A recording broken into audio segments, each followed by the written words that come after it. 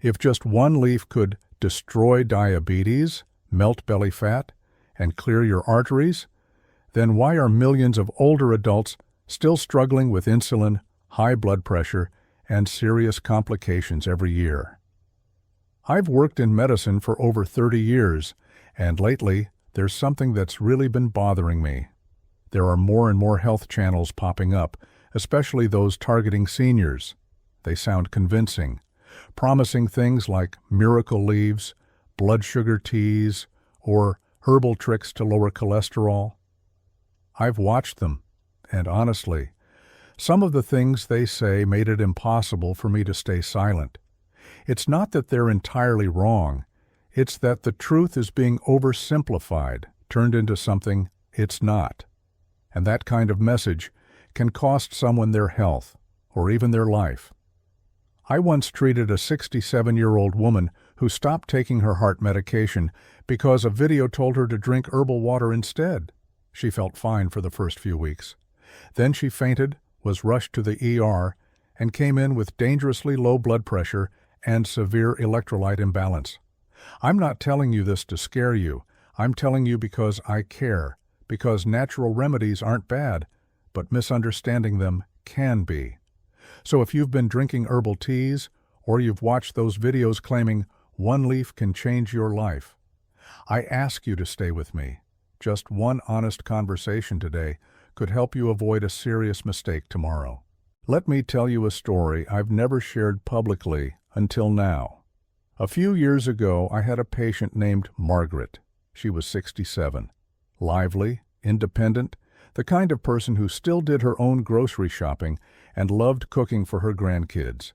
She had type 2 diabetes and mild heart issues. Nothing too alarming, as long as she followed her medications.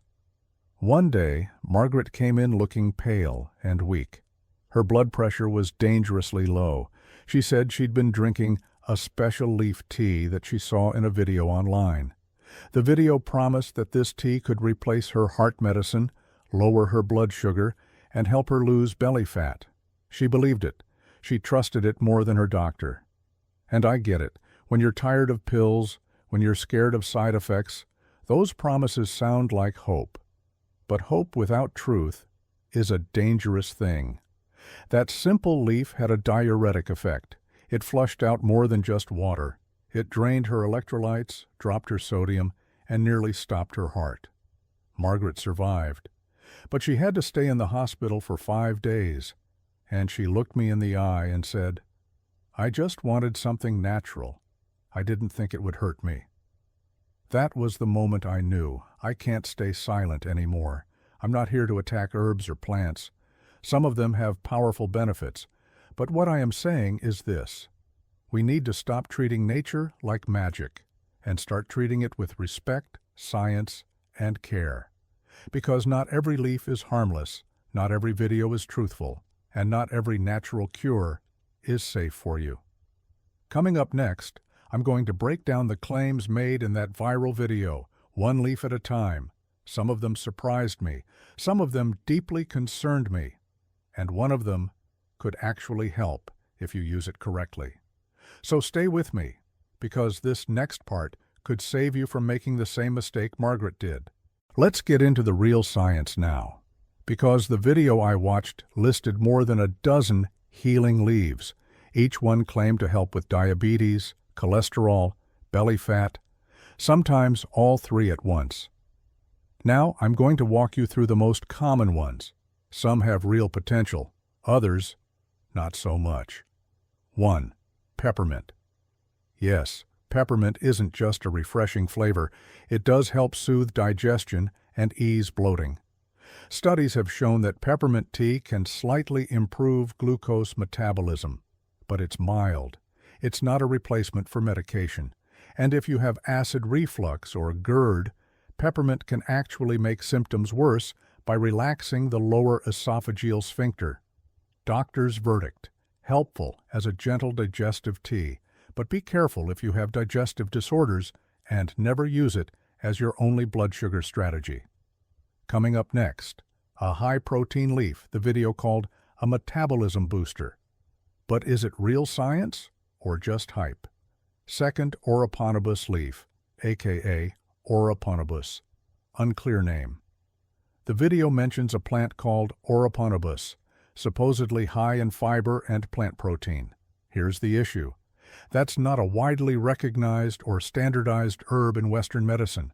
I couldn't find consistent clinical data or even a valid botanical name. That's a red flag. Without clear identity, dosage, or studies, we can't recommend it safely, especially to older adults. Doctor's verdict? Unknown plant, no reliable data, not worth the risk. Up next, a leaf with centuries of tradition, used in both kitchens and medicine cabinets. Third sage. Now this one I actually respect. Sage has documented anti-inflammatory properties and has shown potential in managing blood sugar and cholesterol in early studies. However, sage can lower blood sugar too much, especially in people already taking diabetes medication. It also contains thujone, a compound that can be toxic in high doses. Doctor's verdict: respectable herbal ally, but only in moderation. If you're on insulin or metformin, talk to your doctor before drinking sage tea daily. Next, we look at a sacred herb with a powerful name. But does holy basil live up to the hype? Nangavada holy basil, dulci. Holy basil has been called the queen of herbs in Ayurveda, and for good reason. It helps reduce stress by lowering cortisol, supports blood sugar balance, and fights inflammation. There's real science here. However, again, the effect is supportive, not curative. Doctor's verdict: good as part of a daily wellness routine, but not a miracle cure for diabetes or obesity. Up next, a pizza herb that might actually be doing more than just flavoring your slice. Cinquem, oregano. Surprised? Oregano does contain antioxidants and anti-inflammatory compounds like carvacrol and thymol. Some small studies suggest it may support insulin sensitivity and metabolic health. But there's no strong evidence that oregano, on its own, can dramatically change blood sugar or cholesterol. Doctor's verdict: helpful spice, not a solution. Great in your pasta, not as a replacement for treatment. Let's talk about parsley. Is it really a natural water pill or something riskier? 6. Parsley. Parsley is a natural diuretic. That means it can help your body flush out excess water. But here's the problem. Diuretics can also flush out electrolytes. And for seniors, that can lead to dizziness, low blood pressure, and even arrhythmias. Doctor's verdict: use in food? Fine. Drink as a tea daily without guidance? Risky. And that brings us to one of the most exaggerated claims in the video: dandelion. 7th, dandelion leaf. Yes, dandelion can support liver health and has mild detoxifying effects, but detox is one of the most misused words in health videos. Your liver already detoxifies your body. That's its job. Doctor's verdict: not harmful in moderation. But don't expect it to melt belly fat or fix blood sugar overnight. Coming up next, a leaf that actually does have potent metabolic effects and might deserve the spotlight if used right. 8. Olive leaf. Now we're talking. Olive leaf extract contains oleuropein, which has been studied for its ability to improve insulin sensitivity and reduce LDL cholesterol. This is one of the few leaves in the video with real peer-reviewed human trials. Still, it's not magic and should never replace your prescribed treatment plan. Doctor's verdict: solid support, if taken under supervision, and if your doctor says it won't interact with your meds. In the next part, I'll show you how to tell the difference between a helpful herb and a harmful one. And I'll share a simple checklist I give my own patients when they ask, "Can I try this leaf instead of my pills?" You know, before any of my patients tries a new herbal tea or supplement, especially after 60, I always ask them 5 simple but powerful questions. Not because I want to scare them, but because I've seen how fast things can go wrong, even with something as harmless as a leaf.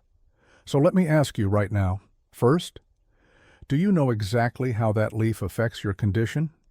Because some herbs lower blood sugar, yes, but if you're already on medication, that could push your numbers dangerously low.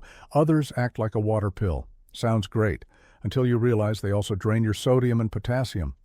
And suddenly you're dizzy, your heart's racing, or worse, on the floor. Second, are you sure it's safe with your medications? Because let me be clear, natural doesn't mean it won't interfere. Some herbs interact with blood thinners, heart meds, diabetes pills, and those interactions don't always show up right away. Third, are you taking the right form, dose, and amount? There's a difference between sprinkling some basil on your salad and drinking 3 cups of basil tea every day. Dosage matters, frequency matters, and just because it worked for someone on the internet doesn't mean it's safe for you. Fourth, are you replacing any prescription meds with this herb? Now listen closely, because this is where things go from risky to dangerous. The moment you toss your meds and try to go natural, without guidance, you're playing roulette with your health. And in my experience, most people don't win that game. And finally, have you talked to your doctor or pharmacist about it? I'm not saying you need permission for every cup of tea, but a 5-minute conversation could save you 5 days in the hospital. You'd be surprised how often we catch problems early, just because someone asked the right question at the right time. So here's how I break it down when people ask me, "Doc, is this leaf okay for me?" I say this: there are a few herbs that can be great support if you use them moderately and know what they do. Things like peppermint, holy basil, olive leaf. They have science behind them, not magic, but support. Then there are the herbs I say, be careful. They're not bad, but they can cause problems depending on your meds or your condition. Like sage, like dandelion, like parsley. They sound harmless until your blood pressure crashes or your kidneys get overwhelmed. And then there are the ones I just can't recommend, either because the claims are overblown, the research is missing, or they're not clearly identified. Like that so-called Oroponibus leaf mentioned in the video, no proper name, no reliable studies, just a great headline. So before you sip, sprinkle, or swallow that miracle leaf, ask, research, and most of all, protect the body you've worked so hard to keep going this far. Because let me tell you, your health deserves more than a headline, and in just a minute, I'll show you exactly how to start using herbs the right way. Along with a story that still sticks with me, years later, every time I see someone chasing a natural cure. There's something I'll never forget. Years ago, I had a man in his early 70s. Let's call him Robert. He'd always been sharp, funny, the kind of guy who read medical articles online and brought them to our appointments. One day he came in holding a Ziploc bag full of dried leaves, said he found them from an herbal website that claimed they could reverse insulin resistance overnight. He was excited, hopeful, and I remember him saying, "Doc, I'm tired of pills. I just want something natural for once." I understood, I really did. But a few weeks later, Robert came back with blurred vision, dizzy spells, and blood sugar that swung wildly from too high to dangerously low. He had adjusted his meds on his own, trusted the leaves too much. He meant well, but his body paid the price. And as I helped stabilize him again, I thought to myself, we don't need to choose between nature and medicine. We need to respect both. So if you're watching this right now and you're wondering, can I still use herbs safely? My answer is yes. But start small. Choose one herb that has real research. Use it to support your body, not to replace what your doctor has prescribed. Drink a cup of peppermint tea after meals. Try olive leaf extract with supervision. Add holy basil to your soup, but most of all, stay informed. Ask questions. Listen to your body. You've lived too many years and fought through too much to fall for a shortcut now. Natural healing isn't about finding magic. It's about making small, smart choices every single day. And if this video helped you take even one step toward that, then I'm glad I spoke up. Because when it comes to your health, silence can be dangerous. But truth can heal. If you found this helpful, feel free to share it with someone you care about. You never know, your share could protect someone else from a mistake. Take care of yourself. I'll see you in the next video.